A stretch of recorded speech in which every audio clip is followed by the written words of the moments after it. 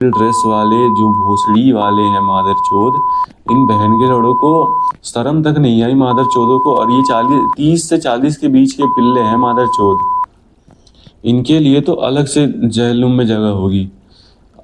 क्या बताएं इनको भाई सिर कैसे। सबसे पहले मैं बात करने वाला हूँ उन सिविल ड्रेस वाले चूतियों की जो बिना यूनिफॉर्म के आए थे। मेरे को एक बात बताओ, तुम्हें किस रूल बुक में लिखा हुआ है कि तुम सिविल ड्रेस में जाके तुम लोगों को मार सकते हो, तुम गुंडागर्दी दिखा सकते हो? ये तो असल के भोसड़ी वाले गुंडे हैं साले, इन्हें तो बर्खास्त करना चाहिए नौकरी से। ये पता नहीं किस रूल बुक को फॉलो करते हैं, ये दाढ़ी तक पूरी बीएड बढ़ा रखे हैं इन्हें रूल बुक की चिंता ही नहीं है। ये सिविल ड्रेस में आके मार रहे हैं, ये रिपोर्टर्स को मार रहे हैं, ये लड़कियों को मार रहे हैं, ये सबको मार मार के हंस रहे हैं। ये अपने आप को गुंडे ही समझ रखे हैं, जो कि सही में ये गुंडे ही हैं। मैं इन लोगों की फोटो दिखा रहा हूँ, जैसा कि आप देख सकते हैं। ये जो 3 लोग हैं, इन्होंने हर किसी को मारा है, ब्रूटैलिटी से मारा है, इतना मारा है कि लोगों के सिर विर फट गए हैं। और दूसरे नंबर पे मैं बात करना चाहूँगा आरएएफ वालों की। आरएएफ के नेम प्लेट्स, आरएएफ वालों को नेम प्लेट्स लगाने में दिक्कत क्या थी आखिर? क्या उन्हें ये बात का डर था अगर मैं किसी का सिर फोड़ूंगा तो वो मेरा नाम कहीं ना पढ़ ले, वो मुझे कहीं केस ना कर दे मेरे पे? या इस बात का डर था उन्हें कि वो किसी गुनाह में ना फंस जाए या फिर उन्हें सस्पेंशन ना मिल जाए? और जब इनकी हेड से पूछा गया कि आखिर नेम प्लेट क्यों हटाया गया है, तो उनका कहना कुछ ये था।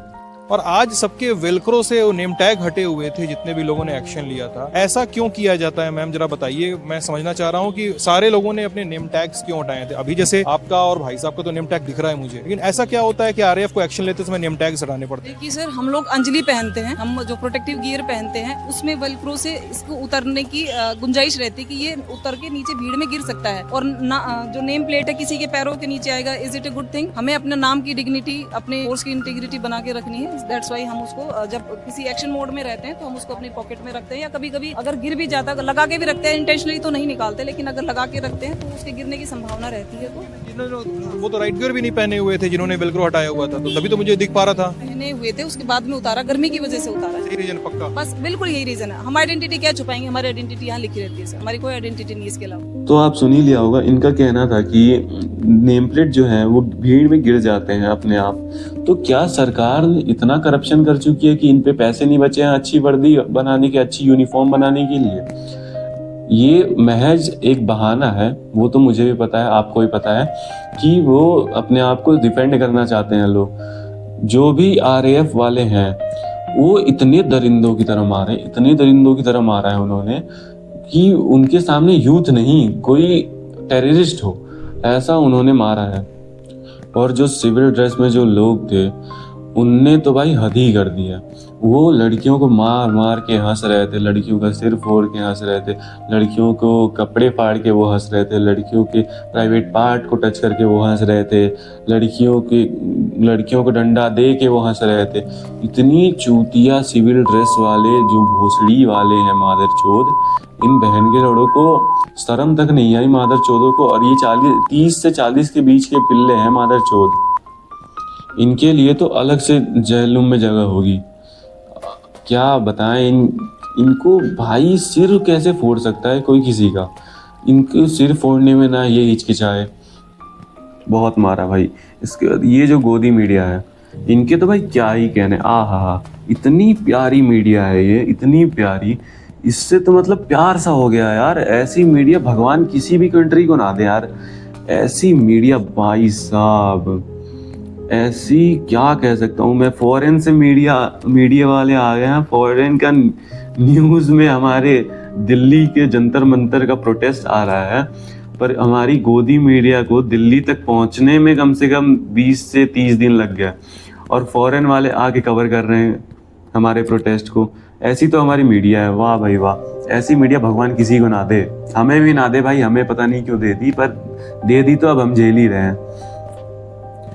और जिन पुलिस वालों ने छोटे छोटे बच्चों को मारा है, वो बड़े होकर इनके पास कैसे आएंगे? वो कैसे आएंगे एफआईआर लिखवाने? वो कैसे भरोसा कर पाएंगे इन पे?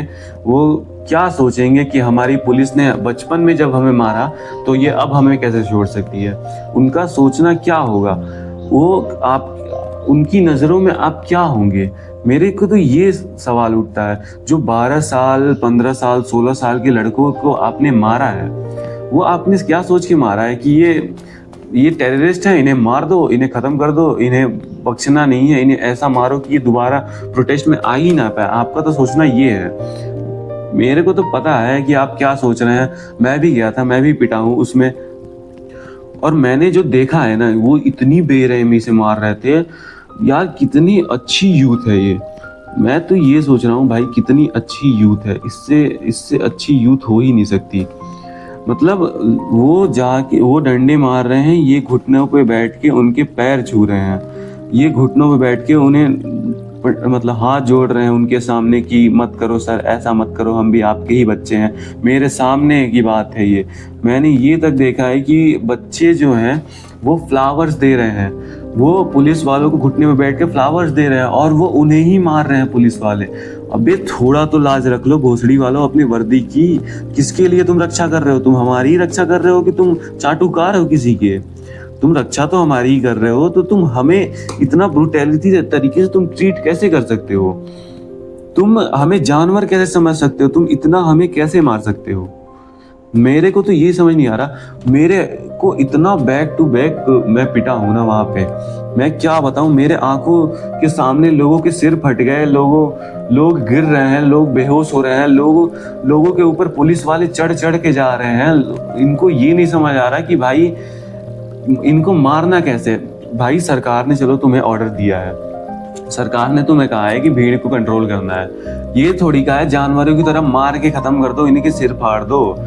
सरकार से ऑर्डर तो तुम्हें मिले हैं कि तुम लाठी चार्ज कर सकते हो, पर सरकार ने ये थोड़ी कहा है कि तुम कितना तेज मारो, कितना धीरे मारो, क्या कैसे मारो। तुम तो मजे में मार रहे हो भाई। तुम तो ये सोच रहे हो कि हाँ भाई मजे आ रहे हैं, चलो मारे, किसी को भी मारो, जितना भी मारना है मारो, कोई कुछ नहीं कहेगा। अब हमें नेम प्लेट तो है नहीं, सिविल ड्रेस में है, हम जितना मारना है मार दो, जो भी करना है कर लो, घंटा फर्क नहीं पड़ेगा, सरकार तो हमारी ही है, हमें ही सरकार ने भेजा, सरकार कुछ थोड़ी करेगी।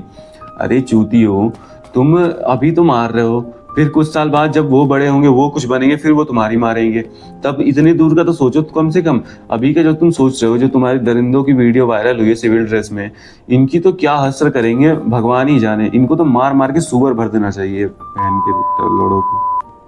तुम चलो आंसू गैस तो तुम छोड़ रहे हो, चलो उससे कोई दिक्कत, वो तुम भीड़ को कंट्रोल करने के लिए छोड़ रहे हो, पर जो तुम बड़ी बड़ी स्टिक्स ला रहे हो, वो भी लकड़ियों की, कुछ भी उठा ले रहे हो।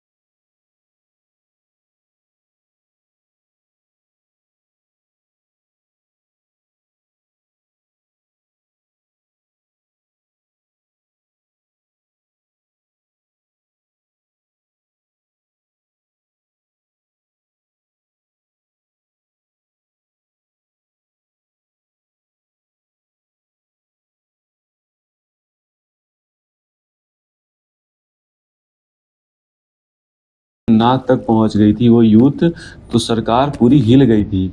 सरकार को इतने डर हो गया, सरकार को इतनी डर से कांपने लगे थे वो कि जवानों को बंदूक तक दे के उन्होंने खड़ा कर दिया था पार्लियामेंट के सामने कि कोई भी अंदर आए तो गोली मार देना।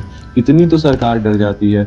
यूथ जब बोलता है ना तो सरकार के भी पैरों तले जमीन खिसक जाती है कि इतने लोग आ कैसे गए हैं। सरकार को तो ये उम्मीद ही नहीं थी कि इतने लोग आ जाएंगे, पर सरकार की उम्मीद से थोड़ी दुनिया चलती है। सब यूथ पे डिपेंड करता है, यूथ कब क्या करेगा, कब कैसे करेगा और कब क्यों करेगा। पुलिस वालों ने ऐसी रणनीति अपनाई थी कि ये प्रोटेस्ट को कैसे भी बंद कर दिया जाए। उन्होंने टूटी हुई गाड़ियाँ तक रखी हुई थी वहाँ पे, स्कॉर्पियो, ओमनी वैन सब टूटी हुई, जैसे कि ऐसा लगे कि हाँ भाई पथराव हुआ है और ये भीड़ ने किया, ये भीड़ ने तोड़ा। और पुलिस वाले तो खुद गाड़ियाँ तोड़ रहे थे। उनका ये था मोटिव कि बस कैसे भी इन पे इल्ज़ाम लगा दो गाड़ियाँ वाड़ियाँ तोड़ के, ताकि ये प्रोटेस्ट बंद कर दिया जाए, एंटी नेशनल घोषित करके ये प्रोटेस्ट बंद कर दिया जाए। वहाँ पे इतने पत्थर थे ना गाड़ियों के अंदर, ट्रकों के अंदर पत्थर भर भर के रखे गए थे कि कैसे भी इन्हें बस एंटी नेशनल घोषित कर दिया जाए, पर ऐसा हो नहीं पाया उनसे, पता नहीं क्यों। तो ये यूथ सबकी वीडियो बना के वायरल पहले ही कर चुकी थी, इसलिए इनका ये प्लान अनसक्सेसफुल हो चुका था। इन्होंने एक ऐसे बंदे को मारा था भाई जिसको तुम भी उम्मीद नहीं करते थे कि ऐसे लौंडे को क्यों मारेगा। वो लौंडा जमीन पे गिरा हुआ था, वो बेहोश था, उसको डॉक्टर इलाज कर रहे थे, उसके जो प्रोटेस्ट में जो डॉक्टर्स थे वो इलाज कर रहे थे। उस पे पुलिस आके उसके चेस्ट पे पैर रख के और उसे मार मार की गई है, और जो डॉक्टर्स इलाज कर रहे थे उन्हें भी मारा है। और के ऊपर लेटा हुआ, उसकी हड्डी टूटी हुई है, वो बेहोश पेशेंट के ऊपर चढ़ के गए, डंडा मारा मेरी आंखों के सामने। तो ऐसी तो सोच के पुलिस वाले हैं हमारे। आज भाई सच्चाई दिख गई है इस गवर्नमेंट की, इस पुलिस की और इन RAF वालों की। इनको जितना भी कहा जाए भाई उतना कम है, जितना भी गालियां दिया जाए उतना ही कम है। कुछ नहीं कर सकते ये तो भाई गुंडे हैं, इनको हम कुछ नहीं कर सकते। मीडिया तक को इन्होंने जब मार के खून निकलवा दिया जब मीडिया का, तो हम क्या चीज़ है भाई। अगर यूथ मारने पे उतर जाए तो ये भी क्या चीज़ है, पर यूथ हमारी पीसफुल प्रोटेस्ट करेगी। और यही मेरा भी मानना है कि पीसफुल रहो, नहीं तो ये एंटी नेशनल घोषित करके तुम्हें भी बर्खास्त कर देंगे, तुम्हें मार देंगे, तुम्हें जेल में डाल देंगे। पीसफुल प्रोटेस्ट करो आराम से, जब तक ये बात नहीं सुने तब तक प्रोटेस्ट करो। और सभी लोग जंतर मंतर पे जाओ, मैं भी जाऊंगा, तुम भी जाओ, सब जाएंगे। जय हिंद, जय भारत।